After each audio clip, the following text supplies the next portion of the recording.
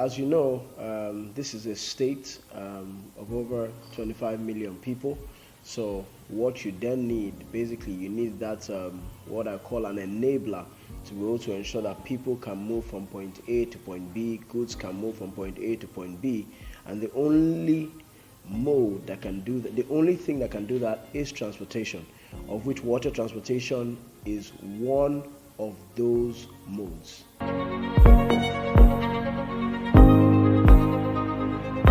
I mean, water transportation is definitely the most ecologically friendly mode of transportation. It's actually the most ecologically friendly out of all the three.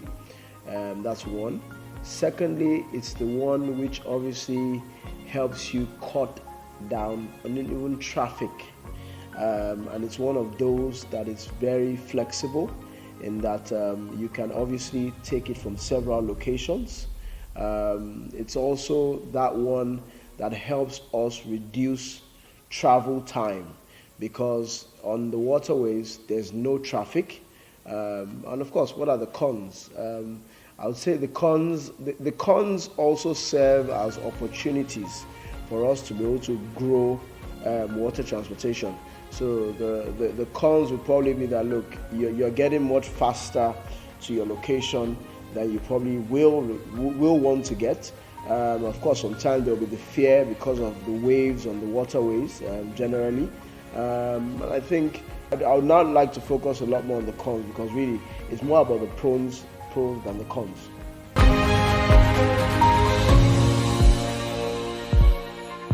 Generally, within the inland waterways, boats are doing 4, 6, 8, sometimes as much as 10 knots. It's called 10 knots, knots on the inland waterways. And in terms of what you mentioned, which is cargoes, we have passenger movement and cargo movement.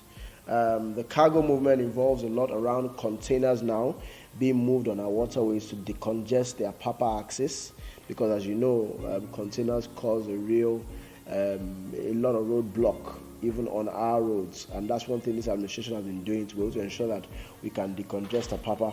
And of course, passengers are constantly moving from the east to the west and the central parts of Lagos.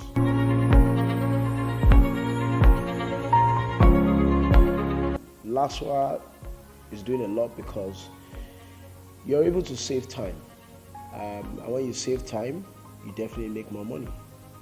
So what will happen is, for any business users and business owners, if by using water transportation, they have more time to be able to carry out more productive business, which will obviously lead to more profit.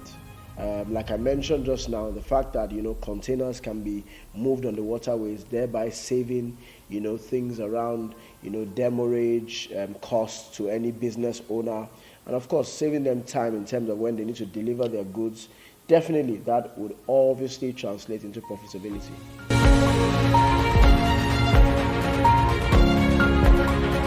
LASWA has done a lot around safety.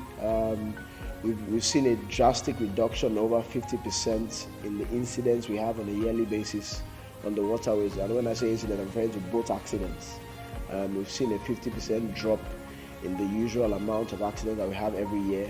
The state government has launched a first of its kind waterways monitoring and data management center, which is basically a waterways control room, which enables us adequately monitor our waterways, enables us respond to emergencies faster, and enables us gather relevant data, to be able to help government make informed decisions. The state government as well has increased its patrol and monitoring boats as well, and of course also increased its staff who monitor the waterways at the jetties.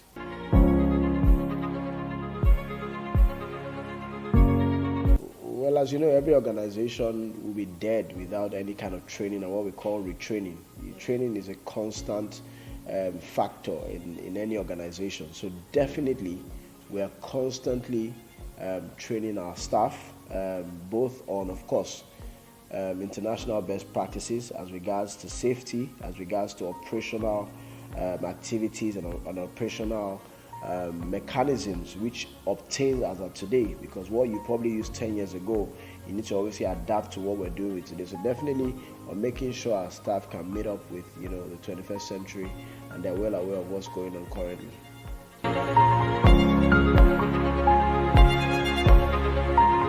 I spoke about the fact that the state government has upgraded its emergency and rescue units, and that's the whole point, so that when there's any emergency now, when you call, we can respond just under 10 minutes to ensure that we can reach that location. But one of the things we're able to do to curb that is a life jacket wearing, and also sensitization campaigns around wearing your life jacket, because if you wear your life jacket in the case of any emergency, it's that single component that will keep you alive until rescue gets to you. So the state government, of course, has divers. They have 2 very active search and rescue units which cover the entire divide of the state and are able to respond in the quickest time possible.